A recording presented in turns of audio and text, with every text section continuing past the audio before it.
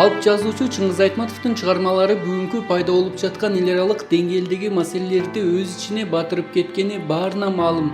Анын катарында үй бүлөлүк баалуулуктардан баш тартуу, коомдук турмуштагы аял эркектин орду, улуттук каадалар менен заманбап принциптердин чиеленишүүсү, буржуазиялык көз караш, адамдык эгоисттик каалоолордун табиятка зыян тийгизүүсү, жаныбарлар менен жаратылыш, инсандык кумандуулук айтып отурсак түгөнбөйт.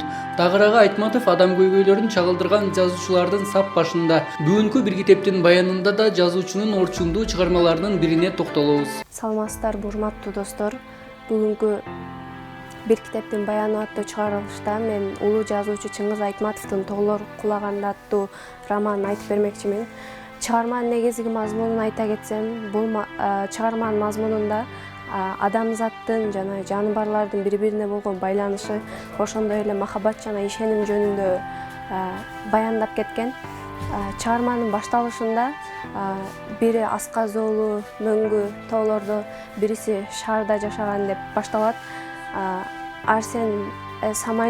Журналист Арсен Саманчиндин жана асказоолу мөңгүлүү тоодо жашаган Жаабарстын окуясы, көйгөйлөрү бири-бирине окшош болуп кеткени баяндалган.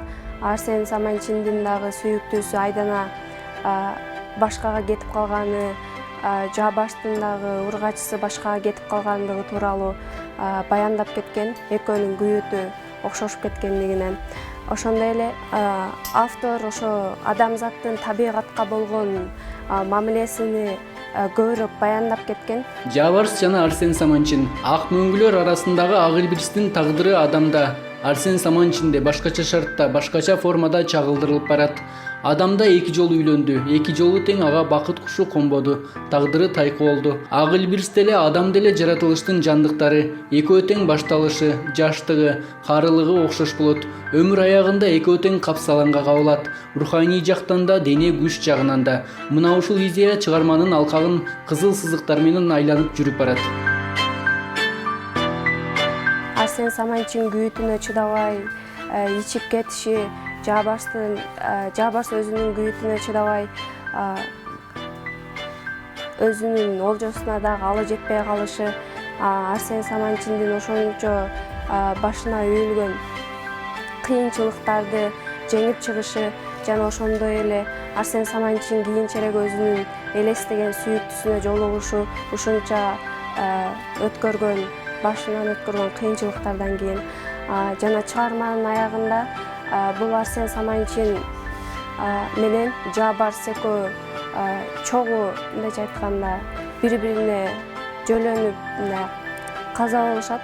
Ошондо дагы Арсен Саманчин өзүнүн сүйүктүүсү Элеске мен сенин үмүтүңдү актай албадым, чогуу боло албадым деп өзүнүн сүйүктүүсү тууралуу айтып кетет. Бул китепти мен кимдерге сунуштамакчымын? Бул китепти мен бар жок китеп сүйүүчүлөрүнө сунуштайм жана китеп окуй элек дагы досторума сунуштаймын. Бул китеп өтө сонун китеп. Мен эң алгачкы окуган китебим ушул Тоолор кулаганда романы. Роман көп багыттуу, көп жактуу, көп проблемалуу. Мурдагы чыгармаларында эле бул чыгармасында да элдик уламыштар эптүү пайдаланылат. Тоолор кулаганда романы Айтматовдун азыркы замандын адиптик, социалдык, психологиялык көйгөйлөрү, адам жана анын татаал дүйнөсү, адам жана доор, адам жана айлана чөйрө тууралуу келечек муунга айтып калтырган керези.